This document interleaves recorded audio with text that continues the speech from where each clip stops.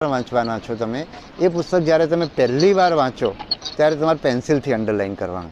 એનું કારણ એ છે કે તમે પહેલી વાર વાંચશો ને ત્યારે તમને બધું જ સારું લાગશે, એટલે તમે ખૂબ બધી અંડરલાઇન કરી નાખશો. જો પેનથી કર્યું હશે તો તમે એમાં ફેરફાર નહીં કરી શકો. એટલે પહેલી વાર વાંચો ત્યારે તમારે પેન્સિલથી અંડરલાઇન કરવાનું. બીજી વાર વાંચવાનું શરૂ કરો ત્યારે તમારે જોવાનું કે જે પેન્સિલથી કર્યું છે એમાંથી હવે તમારો ઘટાડો થઈ રહ્યો છે. તમે હવે એ લેવલે પહોંચ્યા છો કે તમને ખબર પડે છે કે હવે પેન્સિલથી કર્યું એમાંથી અમુક વસ્તુઓ કાઢી નાખવાની છે. તો તમે એ લેવલે પહોંચ્યા હો ત્યારે તમારે હવે પેનથી અંડરલાઇન કરવાનું.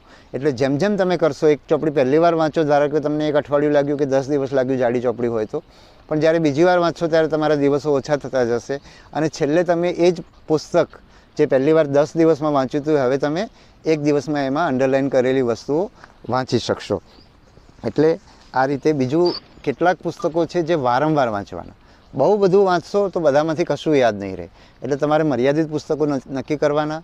મેં અગાઉ કીધું એક પદ્ધતિથી પરીક્ષાઓ સમજીને, બીજા મિત્રોની મદદથી પરીક્ષા સમજવાની, જે લોકો ભૂતકાળમાં સફળ થયા છે એમના મદદથી સમજવાની, અને એ સમજ્યા પછી તમારે પુસ્તકો નક્કી કરવાના અને એ પુસ્તકો તમારે વારંવાર વાંચવાના અને એને સમજીને વાંચવાના, જેથી કરીને બેઠી માહિતી પૂછાય નહીં તો પણ તમે ગેસવર્ક કરી શકો. બરાબર છે? એટલે એના તરફ જવાનું. બીજું, ગેસવર્ક તમારે કરવું જ પડશે, કારણ કે અત્યારે માહિતી બધે જ ઉપલબ્ધ છે. મીડિયા પર ખૂબ બધી માહિતી ઉપલબ્ધ છે. એટલે માહિતી પરીક્ષામાં સામાન્ય રીતે પૂછાતી નથી હોતી. પૂછાતી હોય તો તમારે એ રીતે તૈયારી કરવાની. તમારી પરીક્ષાની જે સ્ટાઇલ છે નક્કી કરવાના. મેં અગાઉ કીધું એક પદ્ધતિથી પરીક્ષાઓ સમજીને, બીજા મિત્રોની મદદથી પરીક્ષા સમજવાની, જે લોકો ભૂતકાળમાં સફળ થયા છે એમના મદદથી સમજવાની, અને એ સમજ્યા પછી તમારે પુસ્તકો નક્કી કરવાના અને એ પુસ્તકો તમારે વારંવાર વાંચવાના અને એને સમજીને વાંચવાના, જેથી કરીને બેઠી માહિતી પૂછાય નહીં તો પણ તમે ગેસવર્ક કરી શકો. બરાબર છે? એટલે એના તરફ જવાનું. બીજું, ગેસવર્ક તમારે કરવું જ પડશે, કારણ કે અત્યારે માહિતી બધે જ ઉપલબ્ધ છે. મીડિયા પર ખૂબ બધી માહિતી ઉપલબ્ધ છે.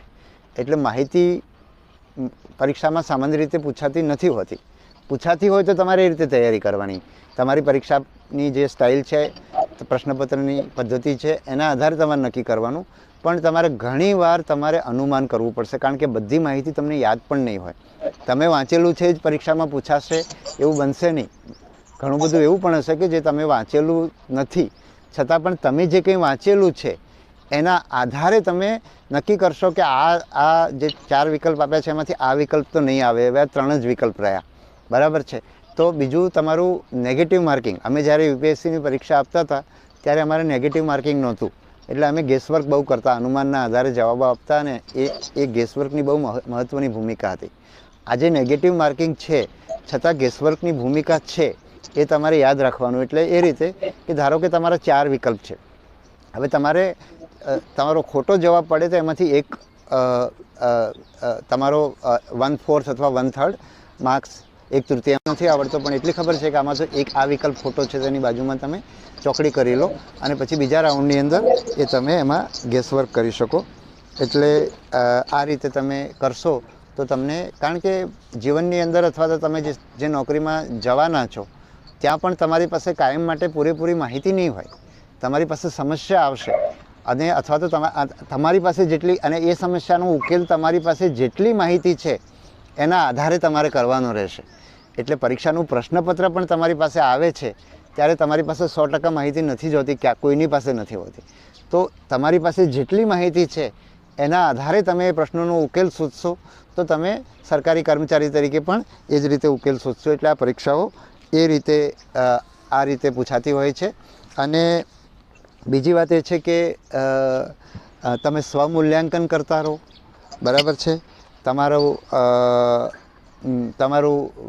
જ્યારે વાંચતા હો ત્યારે તમે તમારું લક્ષ્યાંક નક્કી કરો. બરાબર છે? અને તમે જે લક્ષ્યાંક નક્કી કરો એ પ્રાપ્ત કરો ત્યારે તમે તમારી જાતને શાબાશી આપો. સાથે સાથે તમારી જાતને શાબાશી આપવા માટેના કારણો શોધતા રહો.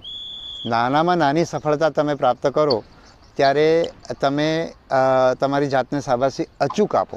તમારી સારી વસ્તુઓ શોધી કાઢો અને તમે તમારી જાતને શાબાશી જરૂર આપો. તો આટલી વાત આજે કરી છે. બીજા ઘણા બધા પ્રશ્નો છે, પણ આજે આ વિડીયો અહીંયા આપણે પૂરો કરીએ છીએ. ટૂંક સમયમાં જ આપણે નવો વિડીયો લઈશું.